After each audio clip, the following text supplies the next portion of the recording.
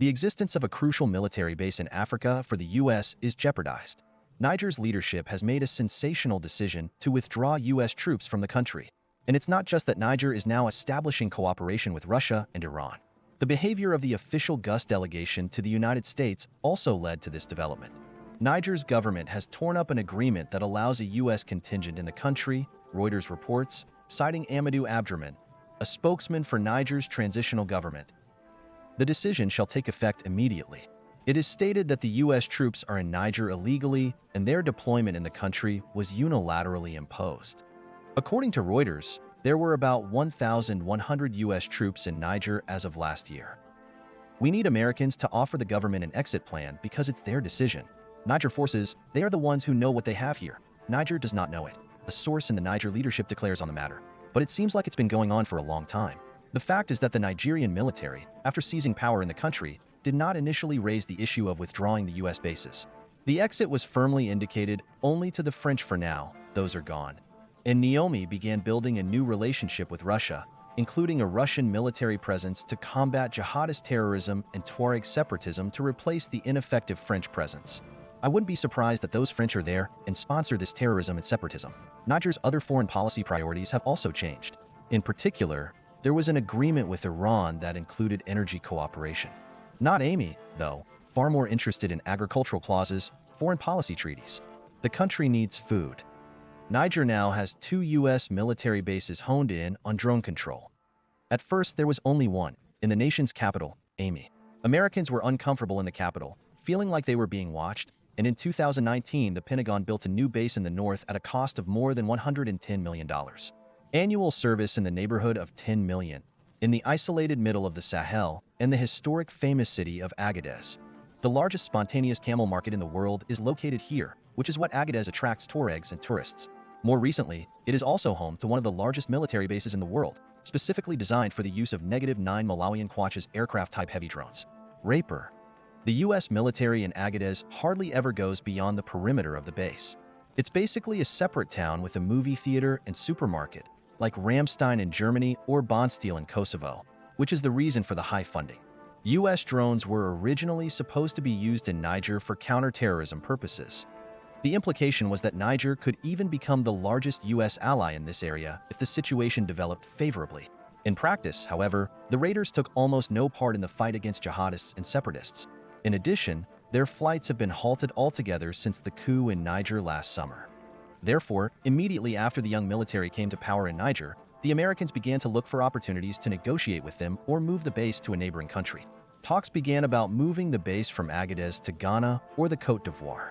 But it is, first, further away from the European and Middle Eastern theater of war, and second, it will mean lost investment and new costs.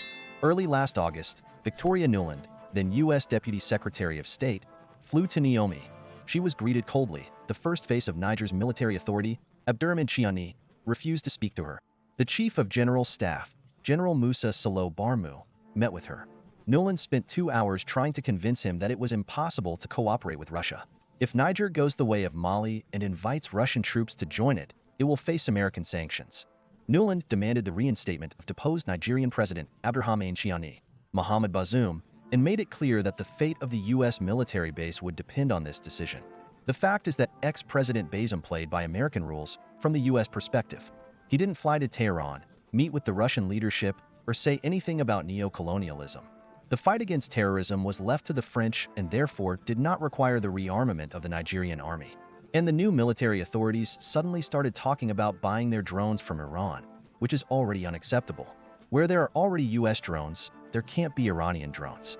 At that point, Niger had not yet publicly laid claim to the orientation the American system of diplomacy is patterned on tying up a tangle of unrelated plots and circumstances.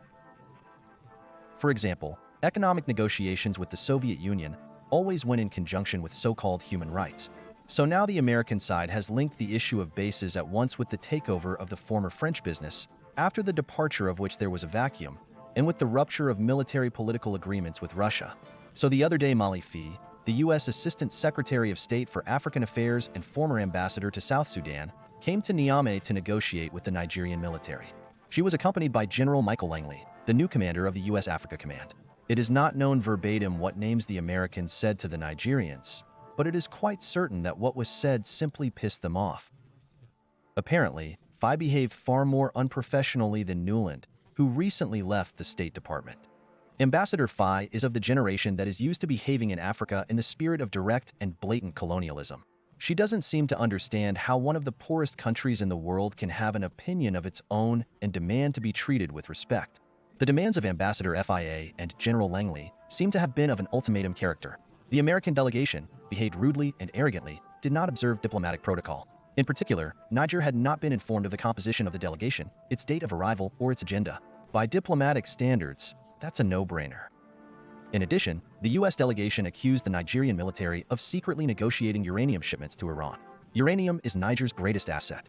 Previously, Nigerian uranium was entirely used to supply France's nuclear power industry. All uranium shipments to France are now blocked. But selling uranium to Iran is a violation of the sanctions regime. U.S. sanctions on Iran. Nigerian sources tell us that the Americans have threatened Niamey not only with sanctions, but almost an armed invasion if the country's new government does not confirm the regime of U.S. military bases. Of course, the issue of severing relations with Russia, including military, technical, and security cooperation, was also raised. Apparently, it was this ultimatum that was the last straw for Niger-U.S. relations. According to a statement from the African country's authorities, the Nigerian government strongly condemns the condescending attitude accompanied by the threat of retaliation by the head of the American delegation against the government and people of Niger. U.S. diplomacy seems to have missed the point when a new generation of African politicians and military officers began to demand equal treatment even from missionaries. Of course, it can be said that the Niger authorities are much more confident now than, for example, under President Bazoum. They feel real support from Russia as well as other new allies of Niamey. It gives them strength and a healthy chutzpah. The failure of the negotiations is purely the fault of Nuland and Faye, and in general of this entire diplomatic system of neo-colonial pressure and diktat. The very style of American behavior proved unacceptable to the new generation of Africans, in contrast to the Russian course in the Sahel. All of this, of course, does not mean that the U.S. military will leave Niger tomorrow. Some new phase of pressure on Niamey will begin, perhaps again involving neighboring countries. Niger, for its part, will continue to forge a new foreign policy line that should eventually lead to an American withdrawal after all. And here we have before us the first such global precedent. He could seriously affect all American diplomacy. Or it will have to rebuild, which goes against the entire American tradition. Or other countries will also think about whether it is worth keeping the U.S. military on their territory. If Nigerians can get away with it, so can they.